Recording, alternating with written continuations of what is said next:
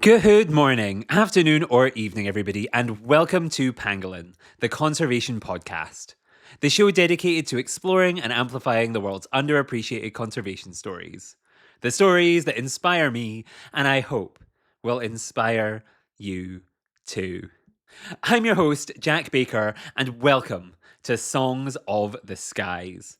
For those of you who don't know, I was recently invited to Cardiff to host Songs of the Skies, a concert event put on by Sinfonia Cymru. This 60-minute performance showcased three incredible pieces of music, all inspired by nature and the wonderful world of birds. In this series, I'm taking you backstage to chat with the musicians and composers who put all of this together and show how, as conservationists, we can learn from musicians, as musicians, we can use our music for good, and as anyone who is just here to enjoy a podcast, we can kind of see how incredibly interesting and powerful and magical and inspiring these two worlds can be when they exist together. Last time, I chatted with Caroline Tress, Chief Executive of Sinfonia Cymru, the organisation that hosted and put together this entire event. We discussed where the inspiration for the event came from, why it was hosted at the National Museum Cardiff, how Sinfonia Cymru put everything together, and the importance of making music accessible for everyone. Today, we are continuing our journey into this incredible world with Joy Becker and Darren Gallacher, and they're going to be discussing their piece, Hope is the Thing with Feathers. Named after the Emily Dickinson poem, this piece told the story of birds in a really interesting, emotive, hopeful way that just left me in awe. All three times I saw it performed, I was just like, I had my mind absolutely blown. It was so beautiful. I left with goosebumps, like, no pun intended, every single time. It was just so incredible. Today, we're going to explore where the inspiration for that piece came from, why telling this story was so important to them, and how you can even begin to curate something as difficult to capture as hope. Joy and Darren are both so brilliant, and I'm so glad you get to hear their stories. Like, they are an incredibly funny duo. They are incredibly, incredibly talented musicians. They are incredibly engaging when they speak together. They're just amazing, and I'm so grateful they took the time to chat to me. Before I let you enjoy everything they have to say, I will say please subscribe to the podcast, because next time we're going to be joined by Aisha and Lynn, two of the musicians who helped to play this piece, and two of the people who put together the visuals, which went on behind. So there was films, and it was just beautiful going on behind the musicians while they were playing. So make sure to subscribe so you learn about that. And then in the last episode, we'll be joined by Mark Bowden and Fenella Humphreys to discuss another piece of music, Chasing Sunlight, which talks about the Arctic tern, which I know some of you will really, really love. So subscribe, subscribe, subscribe. Having said all that, thank you so much for joining me once again, and I really hope you enjoy this episode, Hope is the Thing with Feathers. Enjoy! And welcome back to the show for the second episode of our incredible series based around Songs of the Skies. I am now joined by the musicians and curators behind Hope is the Thing with Feathers, the incredible Joy Becker and Darren Gallacher. Thank you so much for joining us today, guys. Thank you so much. It's fantastic to catch up with you. And yeah, I can't wait to hear all about and talk about this incredible piece of music again. I'm so excited. Thank you so much. Thanks for having us. Thanks for having us. No, I'm so excited for you guys to be here. I think it's one of those things that so for listeners, some of these episodes were recorded live at the event. Some of them have been recorded after the event has taken place. And this one is being recorded a couple weeks after. And even still, I find myself I wish there was a recording of this piece of music that I could go back and listen to again. Because even though I've heard it now in its full version, like once, and then two versions, shorter versions as well, I still am I could listen to this again and again and again. So I'm very excited to kind of learn about the creative process of how you put it together, how it kind of all came together. Yeah, it's going to be really interesting. I suppose before we get into Hope is the Thing with Feathers, though, I think the best thing to do is introduce you two properly. So I always ask my guests, could you introduce yourselves to listeners, tell them a little bit about, who you are, what they should know about you. Who wants to go first? Should we go with Joy? Do you want to go first? Sure. So I'm Joy. I'm a violinist, a singer, songwriter, a curator, and more recently a psychotherapist. That might be something people don't know. And what else would people need to know about me? I love cooking. I love board games. I love Joni Mitchell.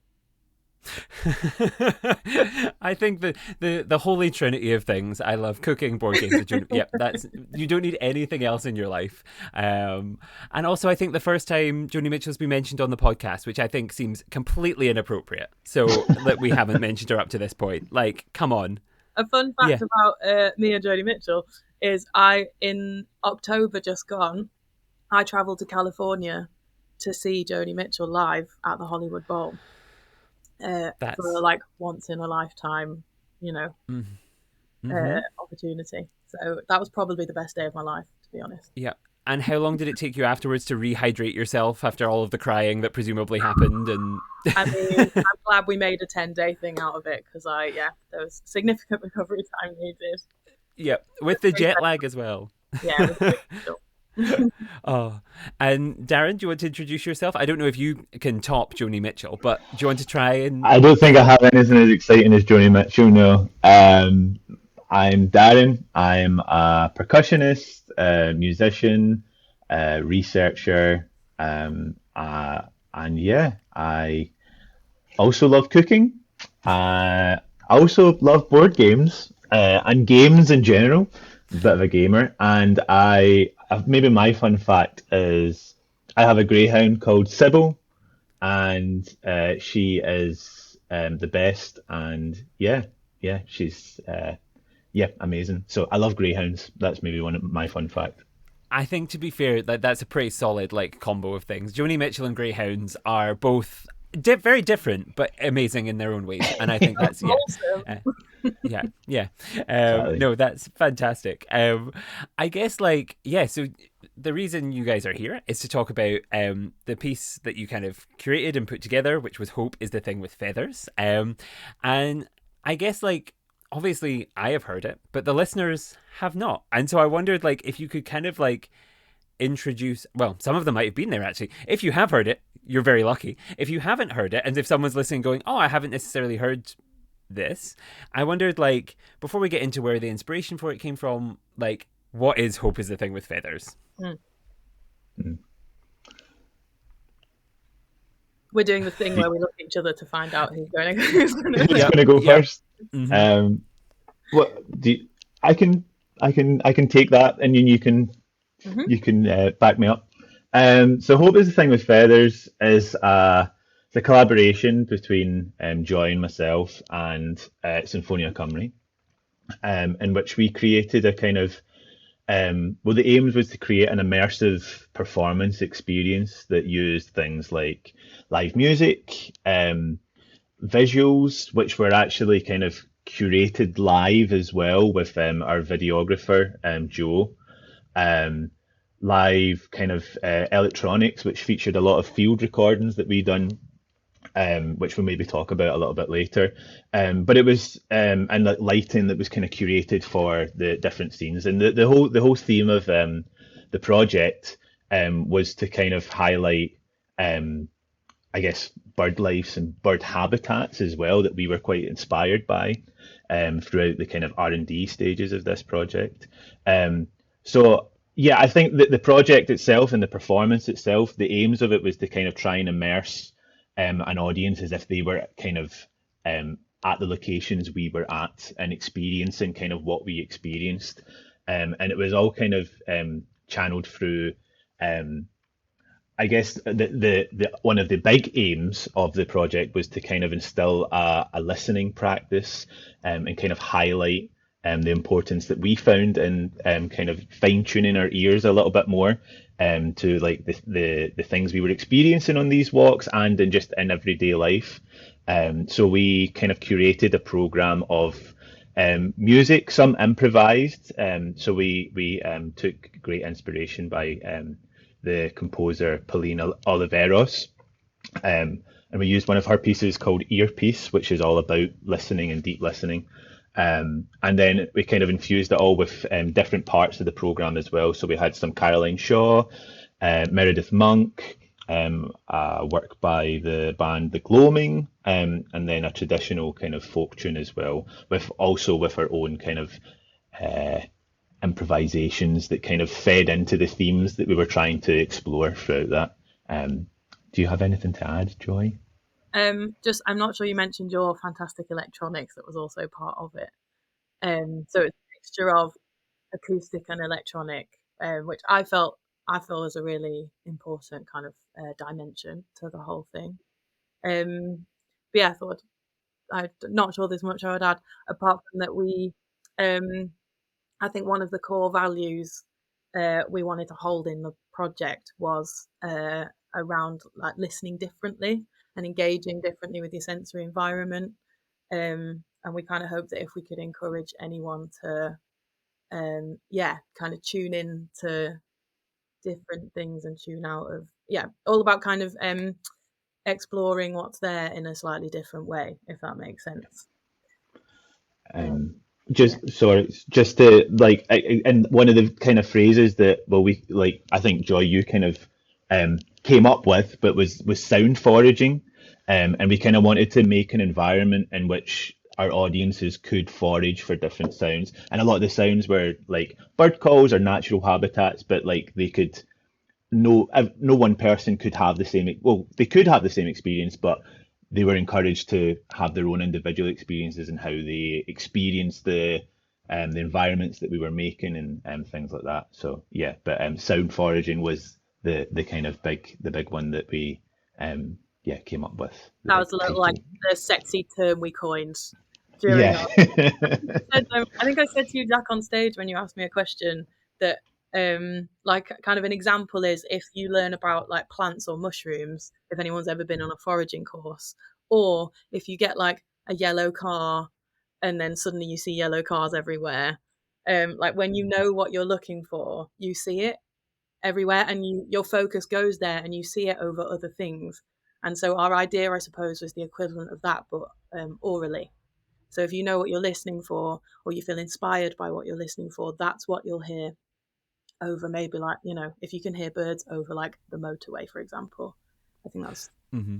that was the Well, dream. well, even today when before you joined the call, Joy, I think the first thing I said to Dan was like, "Is there can I hear birds in the Yeah. background of your and because there was like a crackly as something happens when you join like it sometimes happens Yeah. when you join, there was like a crackling and I was like I think I can hear birds there like I'm like and maybe it's I'll give credit to the two of you for that and say that's entirely me learning how to sound forage. It works. Yeah. Yes. No, that's amazing. And I think as you say, it was really interesting because it had that kind of there was the visual element, there was the sound element, there was the kind of listening. Like it sounds so stupid to it, right? When like to be like, were you listening at a concert? Were you listen? But like, actually, I think you did a really good job of being like, were you like because people would their initial response would be like, yeah, I was listening. Of course, I was listening. Like, but I think it kind of challenged you to go like, are you actually hearing and like really taking in what's around you and like giving that space to kind of question that? I think was so like powerful, and it's something that I've done often in like naturey kind of settings and nature walks and kind of things with classes and stuff that I've been working with of going like, right, like what are you like, oh, you see the trees, right, great, they're big, they're there, you see the kind of, you maybe hear a seagull because it's the loudest bird, you hear these things and then you go, that's nature. But like encouraging people to sit and just be like, what do you actually like hear and what can you like take in, even if you don't know what it is, right, you can hear something and that's interesting and inspiring, and to capture that within like a what was essentially a lecture theater like I was like, this is really amazing, really, it was really cool. um yeah, I wondered like when like, so that's kind of the piece how it came together, but like I wonder like where did the inspiration for that come from? Is it something that like you always wanted to work in like a like you had a love for nature and you're like, we need to find a way to translate this into something? Was it an experience you had? Was it, where did this kind of inspiration come from to do this? Um, well, Darren and I met on a different Sinfonia Cymru project, which is Mm-hmm. a schools tour of a storytelling show. And as soon as I met Darren, I loved him, and I really like just his Darren's whole approach like really resonates with me, and he's got a particular type of creativity that I really loved, and just a real openness to everything. So I feel like we kind of quite quickly got on personally and musically, and that was really nice. And also Darren lives quite far away from Wales, so we ended up sharing a few long car journeys from Manchester. Darren would kind of hop off a train and then we would drive. So on one of those long car journeys, we turned the radio on, put on Radio 4, and the program happened to be on that was like, what's it called, Darren? Shifting Soundscapes. Soundscapes. And this particular one was with a sound artist, and I think he called himself a sound activist, which I thought was very cool, called Martin Stewart. So really recommend checking that out. But we basically listened to the whole thing, and we thought, oh, there's a project in there somewhere. And we were really inspired by the message in the program and all of the explorative ways they'd, created these soundscapes. And in particular, what we were grabbed by was a recording of the Dawn Chorus in a small area was on an estate, I think, in Wales, where Martin Stewart had grown up. So he took a recording of the Dawn Chorus in the 70s and then a recording in 2024, I think. Is that right? Something like that, yeah. And it was just really impactful how it had changed and depleted and what other sounds had come in that time. So initially the project came from that idea, like something about the decline of birdsong, and exploring the reasons for that. And then it kind of morphed and evolved over the time we spent developing it. I don't know if there's anything else to that, Darren. Yeah, I think that was like absolutely all like how it all kind of started, and actually I think the themes that we wanted to start to develop changed through because at first, as Joy had said, we were like, this is really quite striking how much it's changed and how much we've lost. So at first we were kind of coming at it from a loss kind of point of view. And then we started working with, like, we went on a couple of guided tours and a couple of RSPB reserves. So the one in particular, I think, where it kind of, the project that what we know now as Hope is the Thing with Feathers started to kind of become a bit more visual to us was when we worked at RSPB St Aidan's. And we had a wonderful guide called Jo, and she took us all day along around the reserve there. And one thing that was really striking to us, and because we asked the question, like, I think they've got a flight path that goes over, and they've got a kind of a rail network right next to them. And when we were there, you could hear like planes going over or the horn of the train going, and at one point, I think we had asked, like, is that distracting to you and to the birds, Jo? And she said, you know what? No, not really. And we were like, wow, really? Because we find that so distracting right now. And she was like, no, because what they care about is if the habitat's there, and our job is to make sure the habitat's there for them to thrive in. So we found ways basically of making them comfortable and giving them a kind of healthy place to live in the modern day that we live in. And that's just how they need to live now. That's how we need to live with them. And we were like, wow. And then another thing, sorry, I feel that I'm talking a lot, but another thing that really struck us was, and this is stuck with me, and I think it kind of comes into like the thing that you're interested in between music and like kind of nature, is Jo had amazing ears, and she could be like, that's over here and that is over there, and like she could point directions and things. And at one point I asked, I think, do you get like there's loads that you're not seeing? And she said, 20% of the job's probably seeing and 80% is listening. And we were like, wow, that's like, because as musicians, so much of our job is about listening and knowing how to listen as well. So we came away from that day thinking, this seems like it's taken us a whole other direction, and actually came away feeling quite hopeful, like quite like, well, we came into this thinking loss and decline, and we're the enemy, but actually came out of it thinking, well, like this is a picture of how things are happening, and we've seen such a vibrant kind of habitat there, all different habitats. We've seen so much vibrancy in the bird life there, that kind of came away thinking, well, this is where we go, and like how to Yeah, find this, very sort of. inspiring. Totally. And I think it's and I think that's the thing that I really loved about Hope is the Thing with Feathers, is that like I feel that it's something that when we're trying to talk to people, right, in conservation-y, nature-y spaces, right, finding that line of hope can be a really difficult thing to do, because the facts can sometimes be quite dark, or can sometimes on first look appear quite, oh, this is not necessarily ideal, this is not good.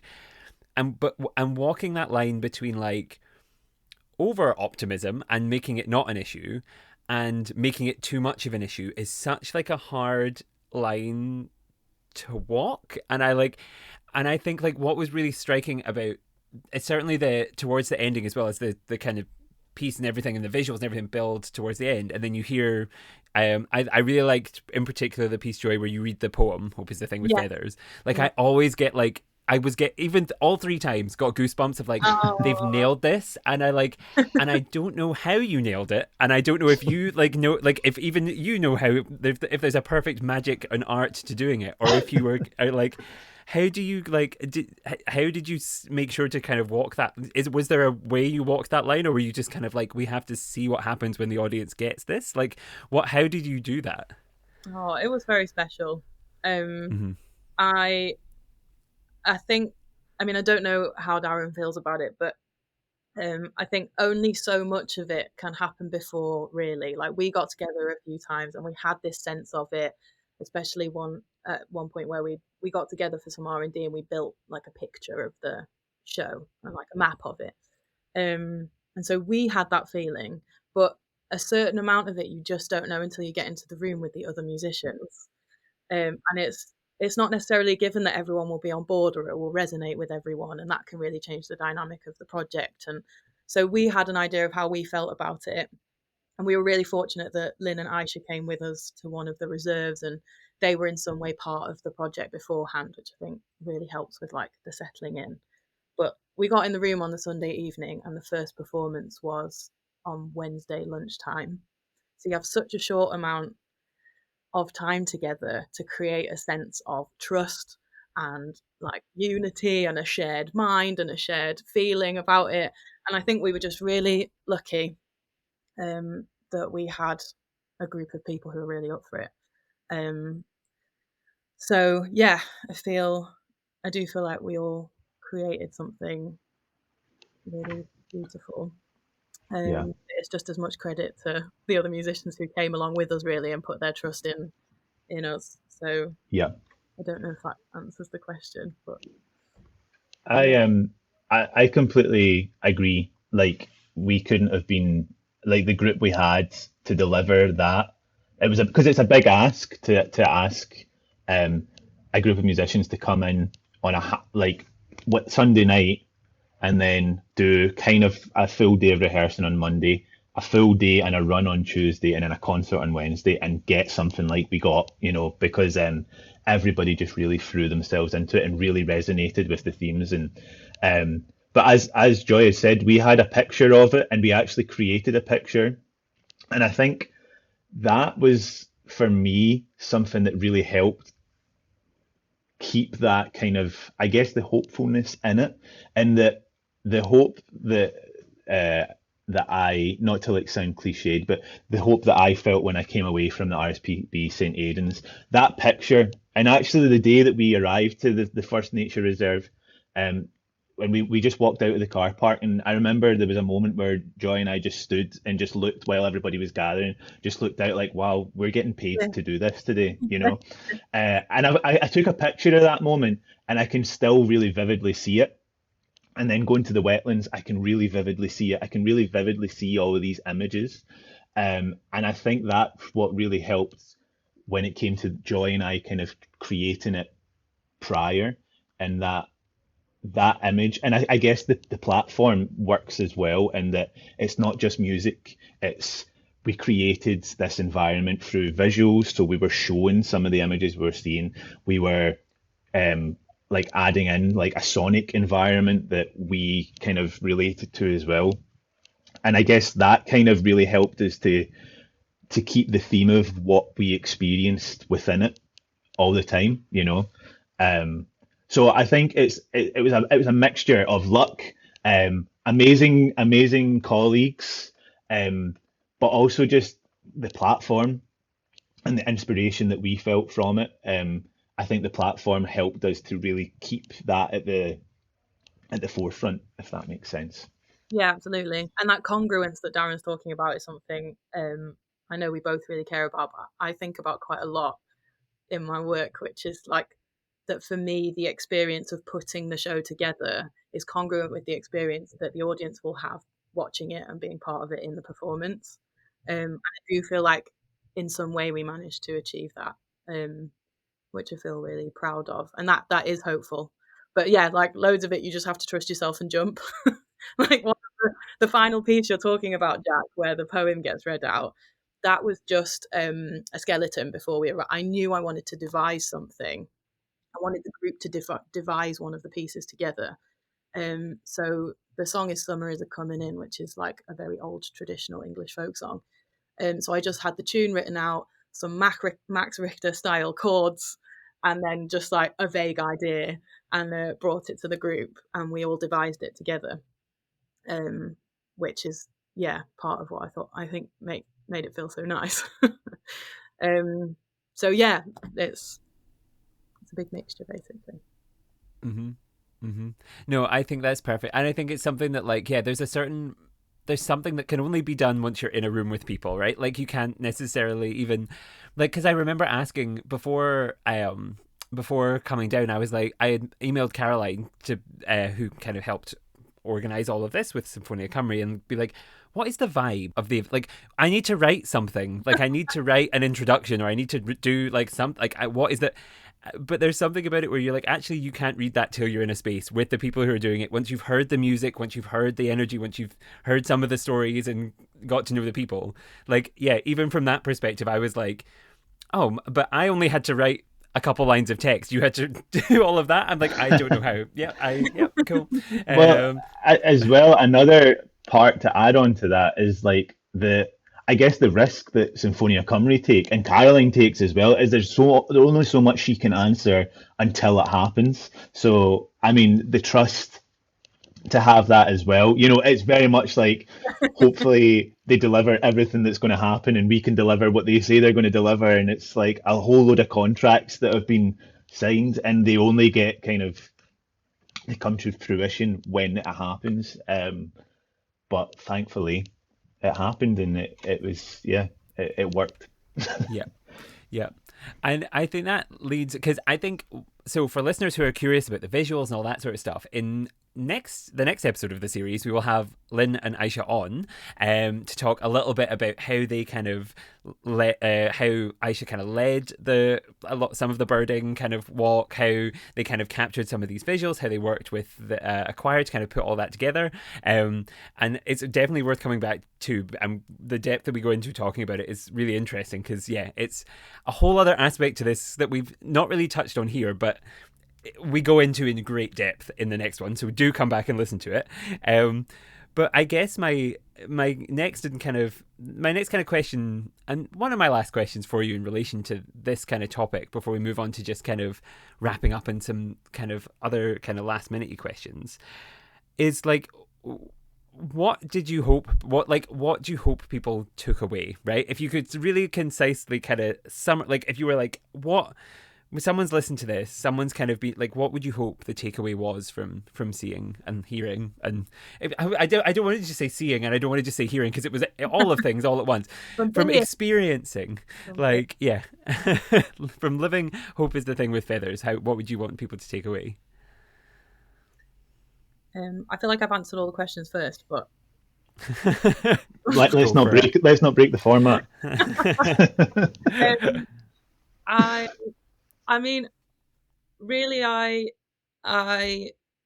if for people the main thing that happened was they just had a nice time, that's great.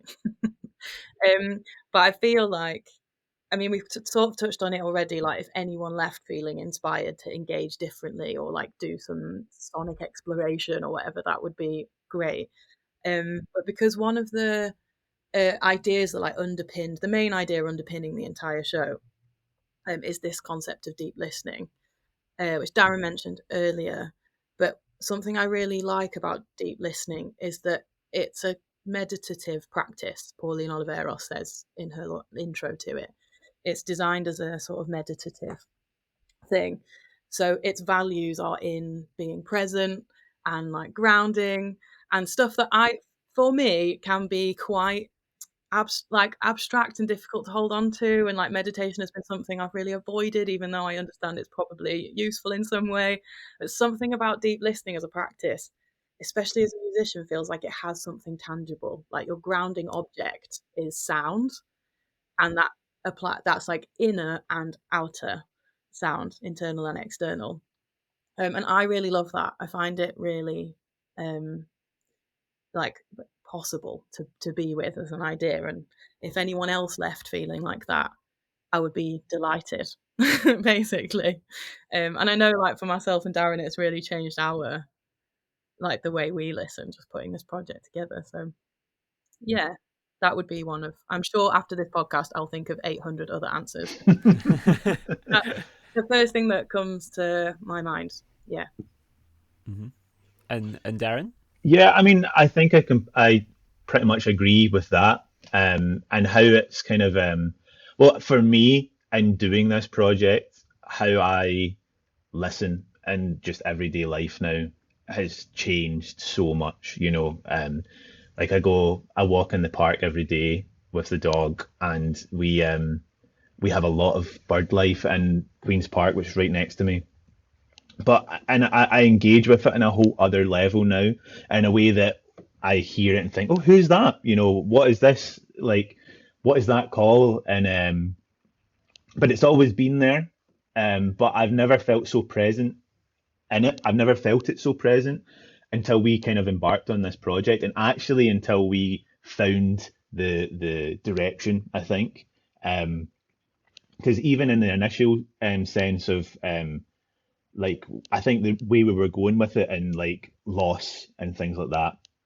Sorry to bring it back to that, but I think that still focuses on all the other sounds. So we have a road that goes right next to Queen's Park, and I was still hearing that. I don't really hear any of that noise now, um, or it's less distracting. And actually, what's more distracting, and I don't mean to paint it in a negative light, but it's hearing a bird call and thinking, "Oh, that's struck me." Wow, that's. And I think so. That for me was the kind of big takeaway that I hoped that we might be able to give our audience, but also the people, like you said. I know you're going to talk about the videos in the next episode, but one thing that I really love about the videos we use is that it's real life.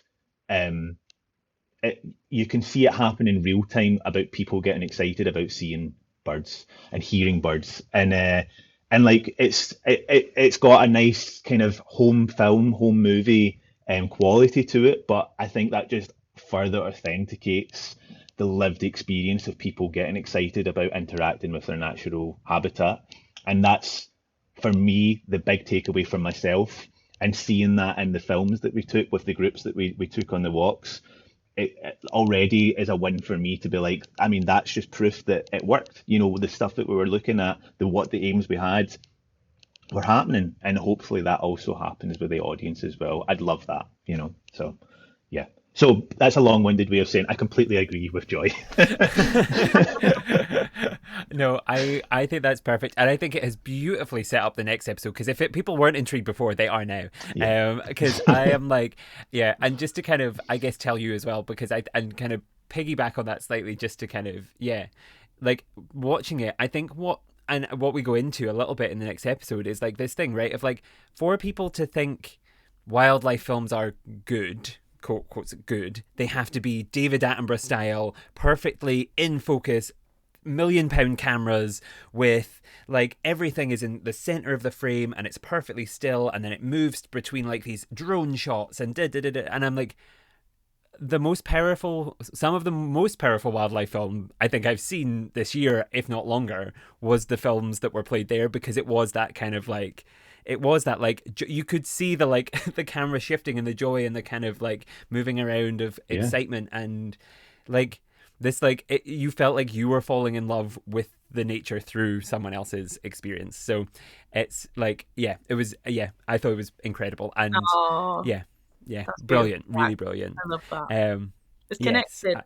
Connected. mhm, If anyone leaves mhm. feeling connected, that's nice. Exactly. Um, and to leave the listeners wanting more and not dive too much more into that, I will move on to my final question, which I ask everyone, which Okay. is, we have now talked about hope is the thing with feathers. We've talked about it and it's wonderful. And I think people are going to leave excited and wanting to find a way to see it. So the slightly tangential question that goes off down a rabbit hole, not related at all. It could be something, you could pick something related to it. The question I ask everyone is, what is your favorite underappreciated creature? Because we're a show for underappreciated things, underappreciated stories, ways of doing work, groups in the conservation space, creatures, plants, animals, whatever it is. Is there an animal or a plant or something that jumps out to you that you're like, I want to shine a spotlight on this as something that we need to love or talk about more? Joy, do you want to go first? Yes, I actually do have an answer for this. Okay. But actually, before I answer, I feel like we could use this podcast episode as our pitch for making a record of like making an album. It's really nice that we've talked about it. So thank you. Yeah, thanks so much. It's okay. So I recently, speaking of David Attenborough, went to see his new film Ocean, and not really knowing what to expect, but I really loved it. And something I took away from that was that krill is incredibly important to the health and safety and future of the ocean and the planet. So I guess my answer would be krill. Go and check out krill. Fair. Learn some good krill facts. Yep. Because I think we only like, they're so small. They are so small, but that doesn't mean they're not important. And I think that's a perfect one. And I think it adds. I don't know if anyone's, because we've now done over 100 of these. Not like, I don't think they might have come up in passing, but no one's ever told people to go and look at them. So I agree. There's a shout out for krill. Yeah, and an excuse to go and watch more David Attenborough is always. I cannot recommend always that welcome. film more. It was great. Yeah. And Darren, is there one that jumps out to you as something that speaks to you? No, I don't know. I know that I'm quite stressed. I'm like, oh God, nothing's jumping out.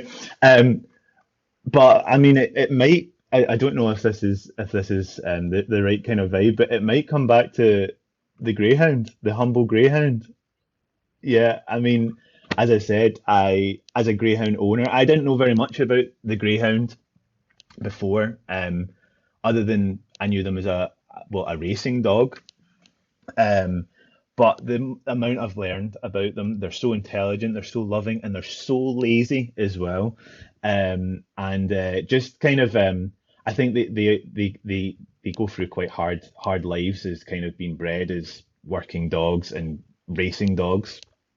And I think owning one has just totally changed my life and how I appreciate, like, how I don't agree with that, if that makes sense. How much I don't agree with the racing culture and things like that. But I think we got Sybil when she was 1, so she was very, very young. And if anything, I think she was probably fired rather than retired, because I think she didn't win a single race at all. In fact, no, she's got one on record that she got a first for, and when I looked up for it, she was the only dog running. So,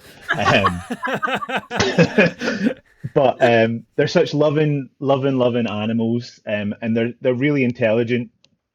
When they want to be, they can be really clever, but also clever. I think they kind of play it off as like, I'm not clever, so you won't make me do tricks, but actually, I'm very clever, and I'm smarter than you, you know. So I think, yeah, I'm going to go with the greyhound, because it's well, she's looking at me right now, so it's the one that's right there. But maybe I'll think and I'll come up with more as soon as I come off of this. But I totally froze up, so I'm going to go for the greyhound. I think that's entirely valid because I think it's sometimes right about those like access points to nature, right? And where the first animal you form a connection with, or the first thing that's non-human that you go, I love this thing. Why you're so different to me? You work so differently, you act so differently. Like it's a connection point that then springboards, and you realize actually, a dog or a cat or a hamster or something is like a pet is like the easiest maybe way in, but then Yeah, you realize actually there's not that much difference between the dog and the wild dog that kind of runs around, or there is like, or exactly. the wolf, or the this or the that thing, and then you realize there's not that much difference between me and those things. There's not that much, and it starts to form all those Well, connections and create that. I think like because this is Sybil's my first pet. I've never had. I didn't grow up with animals, but in owning like a pet, and I'm sure everybody could probably relate to this, but it teaches you like compassion for other living things, like more than anything. In the same way that how I look at Sybil and how I've looked at this project, like I feel the same connection now when I'm listening to bird call, I'm listening to birds, and I'm watching birds fly around. It's still the same kind of compassion. So I think Sybil's been my gateway to this project, Your and gateway dog. yes, exactly. So there you go. That's why she's underappreciated. That's why the greyhound is underappreciated. But no, but yeah, I totally agree. It's totally teaches you compassion for just, I guess, other living things and everything that's with us. So yeah. Perfect. No, and I think that is a beautiful. I think that's a beautiful place to begin to wrap up. The last that because like I think that's leaving us with nice, warm, lovely appreciation for the Hope. greyhound. Because yeah, Yeah. hope is the thing with fur that's curled up and staring at you, Yeah. going, talk about me. Yeah. Um, Give me food. like yeah, no, that's brilliant, and I think like yeah, I guess like the final question I'll ask then is if people want to keep up to date with anything you two are doing, any kind of potential performances of this or other pieces of just things you're working on, is there places, is there websites, is there, where should they go to learn more about the work that you do? Great question. Um, you can find me on Joy Becker Music as a handle for most social media platforms. I think that would probably be the Yeah. easiest place to find Social me. media is probably the one for me as well. It's usually a combination of Darren Gallacher percussion or Darren 1829, if that. But yeah, I think if you search Darren Gallagher percussion, you'll find me. But yeah, We and are hoping that Hope will come back, so keep your eyes peeled for that. yeah, And sorry, Darren, I just realised that I cut you off. But yeah, no, hopefully I that. was literally just about to say the same thing. So it's great. And I also have. I've never been asked to plug myself on a podcast before. It's very exciting. I also have a storytelling show called Troubled Waters, with an amazing storyteller and a fellow musician, that's going on tour in the autumn. So more info about that as well, um, on social media and all the usual suspects. Perfect. I will yes, if there's when ticket links and things or whatever become available for that, if you let me know and I can include those and add them in and share them and stuff. And for right now, because if those aren't available right now, if they are, listeners, go down and look in the bio, like in the description of this episode, they'll be there. If they're not available yet, they won't be, but they will be there soon. And I'll also put all of the kind of Sinfonia Cymru handles. I'll put all of your social media handles. I'll put all of everything down there. So there's an easy list of resources for everybody to go find and follow and do whatever they need to do. I'll also put my the podcast stuff down there. So we're at Pangolin Podcast on everything. I'm also at the only Jack Baker on Instagram if you're interested in me. And apart from that, I think that's all of the plugging. Well, and also subscribe because next episode we're going to be having a wonderful discussion with Lynn and Aisha about the Hope is the Thing with Feathers film kind of elements that were going on in the background. And yeah, so make sure to subscribe so you don't miss that. Well, that brings us, unfortunately, very sadly, to the end. I could have sat in picture brains for so much longer, but we need to wrap up. And so I guess the last thing to do is just say, like, a huge, huge thank you to all of the listeners for tuning in and kind of hearing and your story and listening to your story. And also, of course, a huge thank you to the two of you for telling that story and for, creating such an incredible piece that, I really like. Yeah, I'm like, I need this to come back. I need someone to do it somewhere else because I would like to hear it again and again and again. So thank you so much. Oh, thanks. It's been a pleasure. Thank you so much. Yeah, absolutely. Perfect. No, and again, thank you so much to the listeners for tuning in. Make sure to subscribe because there's the next one is also really good, and the one after that, and the one before this. If you haven't listened yet, everything we did with Sinfonia Cymru was so much fun. And until next time, thank you all again, and goodbye.